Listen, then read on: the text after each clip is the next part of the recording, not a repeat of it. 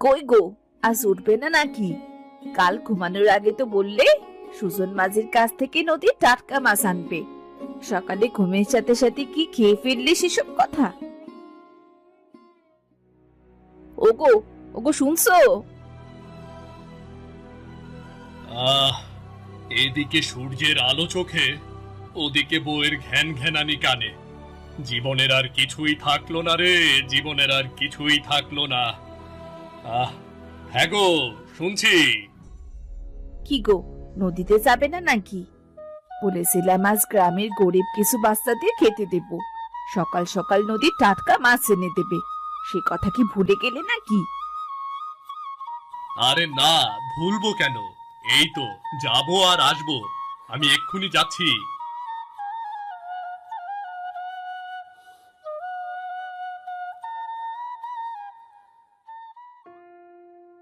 আচ্ছা যাও, আমি লালটুর মায়ের কাছ থেকে কিছু সবজি কেটে আনি।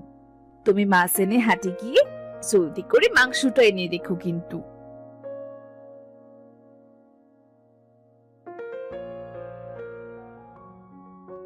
বুড়ি মাঝে, এত সকাল সকাল কিছু লাগবে নাকি?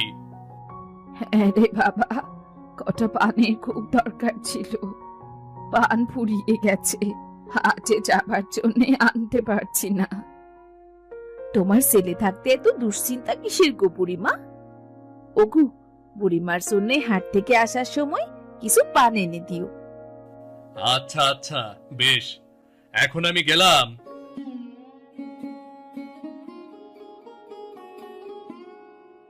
ও বুড়িমা, তুমি এখানে বসো, আমি লালটুদের বাড়ি থেকে কটা শাক নিয়ে আসি। আজ কটা গরিব বাচ্চাদের খেতে দেব। তুমিও কিন্তু থাকবে, আমাকে হাতে হাতে সাহায্য করবে।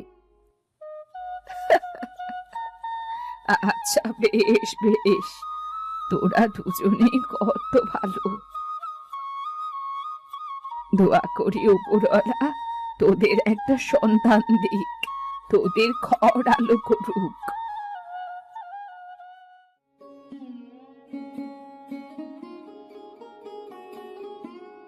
কিরে রতন, কোথায় যাচ্ছিস? যাচ্ছি তো একটু খেয়া ঘাটে, সুজন মাঝির কাছে। কেন সুজন মাঝির কাছে? আবার কি তোর? সুজন মাঝির কাছ থেকে